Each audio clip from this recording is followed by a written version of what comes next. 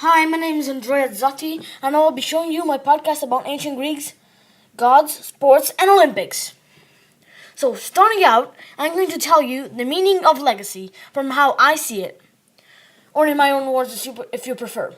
A legacy is an amount of money or property, or even an idea, sport, religion, education, or even a thing, left by someone in a will.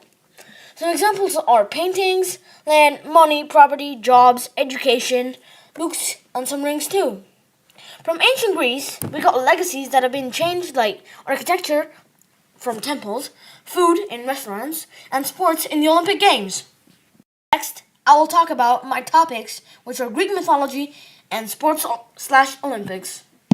So, Greek mythology is this.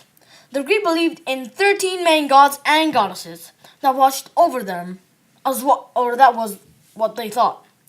Kronos was the god of all gods, Zeus, god of thunder, Poseidon, god of the sea, Hades, god of the underworld, Hermes, the messenger or god of wind, Hera, goddess of marriage, Ares, god of war, Athena, goddess of reason, Apollo, god of music, Aphrodite, goddess of love, Artemis, goddess of environment, Hephaestus, god of fire, Demeter, goddess of crops and growth. The gods were like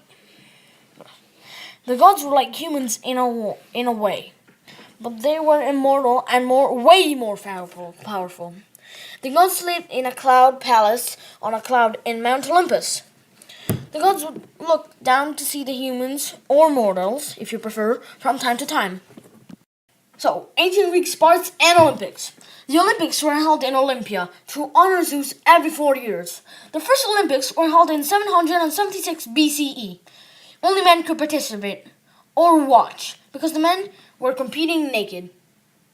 Even in some strange sports. Olympians and other countries swore not to cheat. If they did, they were going to be eaten alive by a lion. They called a truce from war and were in peace, even though they hated each other. The winners won an olive wreath and money, and they were considered heroes. And the wreath was considered a really, really good privilege back in the day.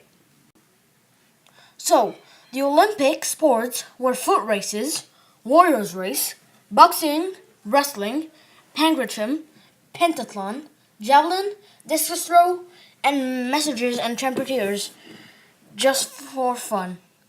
Philippides ran to Athens, which was 26 miles, and never stopped to announce victory. He reached Athens and cried Nike, which means goddess of victory, and he was so tired and fell over dead.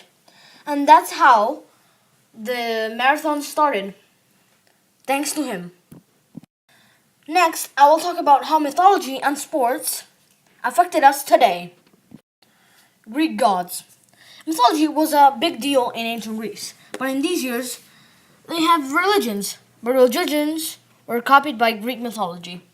Often religions that we have now have only one god, but if they don't have and have more, they got it from the Greeks because they were the first ones to have a lot of gods that they believed in.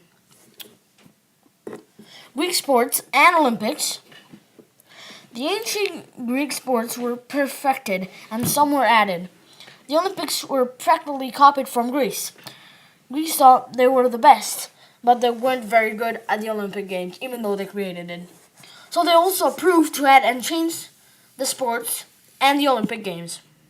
Lastly, I will explain what I have learned by doing this ancient Greece project and the concept of legacy as its connection to ancient Greece. During this project, I have learned that legacy can also be feelings, education, or even a religion. Legacies have the power in everything.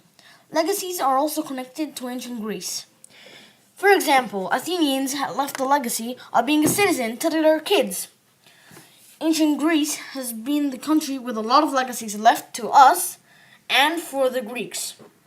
The ancient Greece unit taught me about many things they gave us and created for us. In conclusion, It was fun having this project and hope you liked my presentation. Thank you for listening.